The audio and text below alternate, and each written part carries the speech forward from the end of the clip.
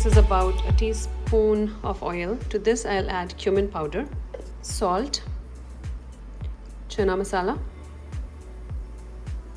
Now we'll add the chickpeas. I'll add half a teaspoon of the gravy.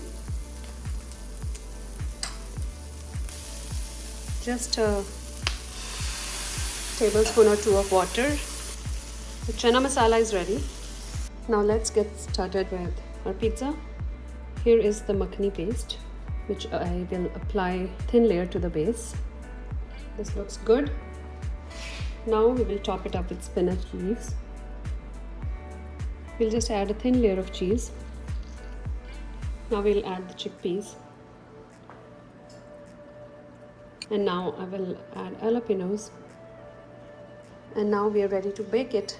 I have preheated the oven at 550. As I put the pizza in, I will reduce the temperature to 475 and we'll bake it for about 5 to 7 minutes. This is it. Enjoy.